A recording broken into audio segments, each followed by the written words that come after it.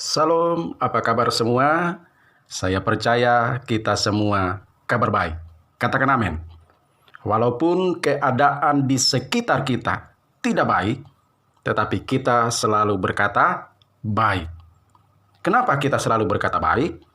Karena firman Tuhan katakan dalam kitab Amsal 16 ayatnya yang keempat, Tuhan membuat segala sesuatu untuk tujuannya masing-masing, bahkan orang fasik dibuatnya untuk hari malapetaka. Jadi kita percaya apa yang sedang terjadi hari-hari ini pasti Tuhan punya tujuan. Katakan amin. Di minggu yang ke-11 ini saya akan menyampaikan renungan firman Tuhan dengan tema Jangan takut, hai tanah. Saya ulangi, jangan takut, hai tanah. Kita akan baca Yoel pasalnya yang kedua, ayatnya yang ke-21. Demikian firman Tuhan. Jangan takut, hai tanah, bersorak-soraklah dan bersukacitalah, sebab juga Tuhan telah melakukan perkara yang besar. Haleluya. Ketika saya membaca ayat ini, saya sempat bingung. Kenapa saya bingung? Karena di ayat ini dikatakan, jangan takut hai tanah. Jangan takut hai tanah. Setahu saya, tanah tidak punya perasaan. Kenapa? Karena tanah adalah benda mati. Jadi tanah tidak punya perasaan. Kalau demikian, siapa yang dimaksud dengan tanah di sini?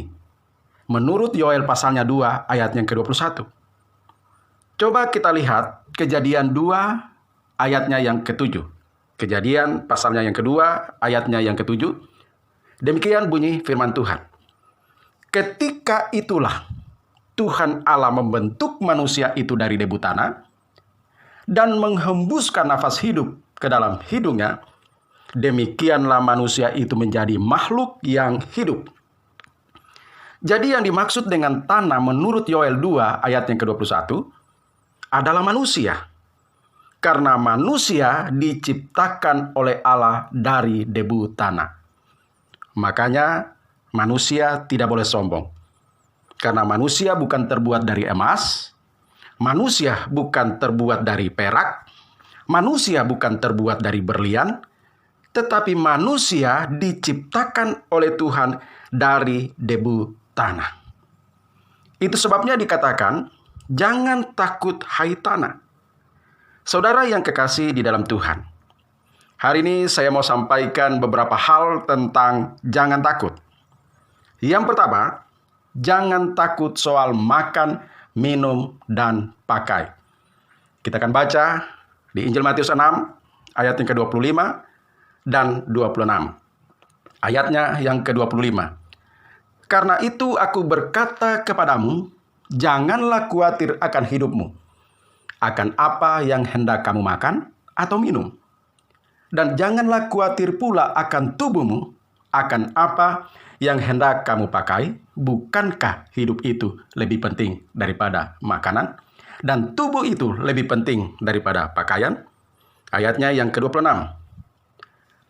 Pandanglah burung-burung di langit yang tidak menabur dan tidak menuai, dan tidak mengumpulkan bekal dalam lumbung, namun diberi makan oleh Bapamu yang di surga. Bukankah kamu jauh melebihi burung-burung itu? Saudara yang kekasih di dalam Tuhan, kalau kita memperhatikan dari pembacaan firman Tuhan, Tuhan Yesus sendiri memberikan contoh di sini. Dikatakan di sini, jangan kita khawatir soal makan, minum, dan pakai. Bahkan Tuhan Yesus katakan, pandanglah burung-burung di langit yang tidak menabur dan tidak menuai, tetapi Tuhan pelihara. Kalau kita perhatikan di sini, burung-burung yang dimaksud di sini ada 2. Yaitu yang pertama, kita lihat di Lukas 12 ayatnya yang ke-24. Injil Lukas 12 ayat yang ke-24 dikatakan begini.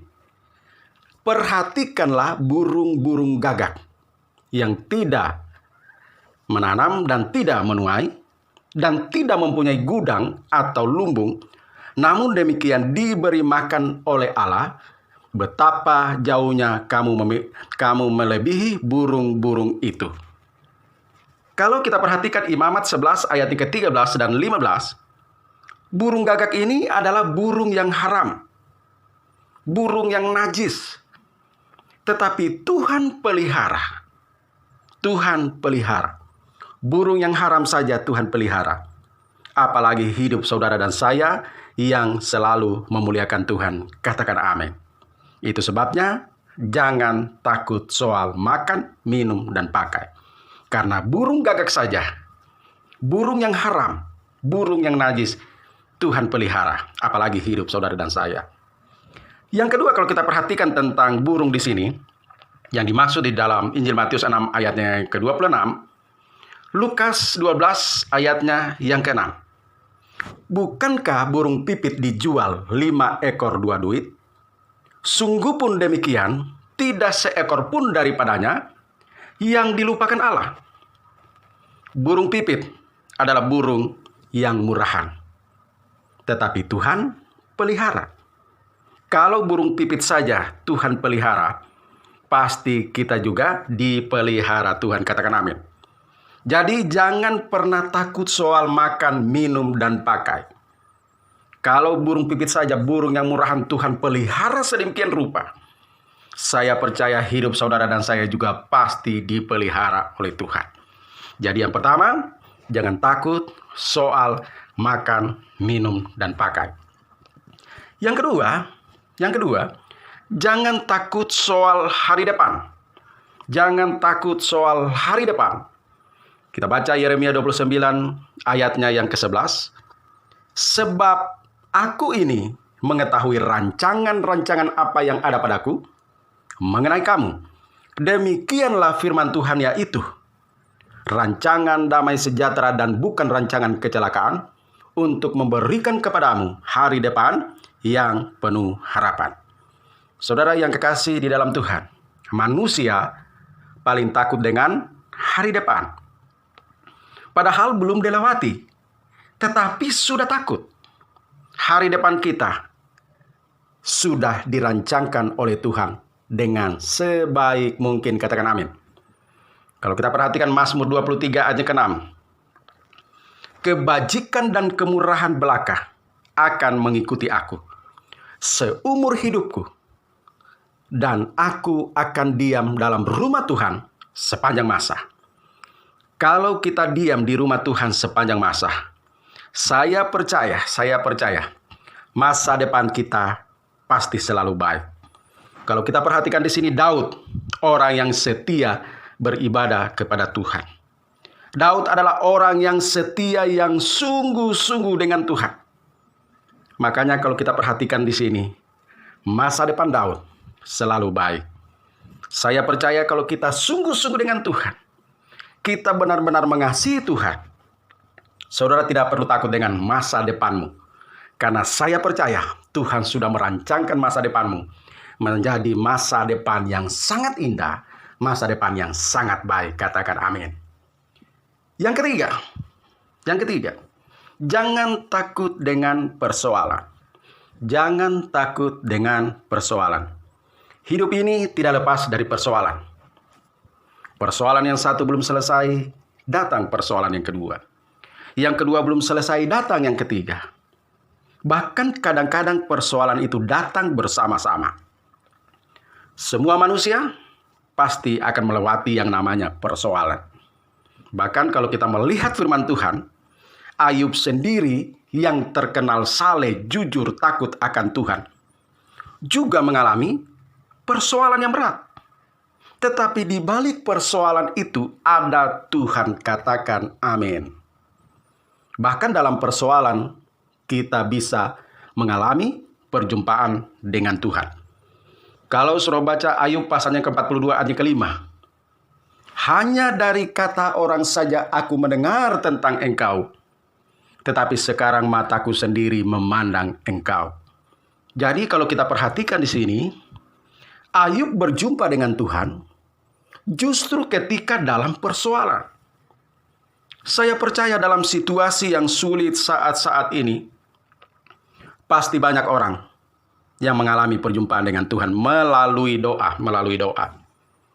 Hari-hari ini saya tingkatkan perjumpaan saya dengan Tuhan melalui doa. Dan puji Tuhan, selama COVID-19 ini, keluarga saya tidak pernah kehabisan beras, tidak pernah yang namanya kekurangan uang, tetapi kami boleh melihat banyak mujizat yang terjadi. Saudara yang kekasih di dalam Tuhan, jangan pernah takut dengan persoalan. Karena di balik persoalan pasti ada Tuhan. Pasti ada Tuhan. Puji Tuhan, saya percaya melalui renungan firman Tuhan hari ini, kita semua diberkati Tuhan. Jangan takut, Tuhan beserta kita. Amin.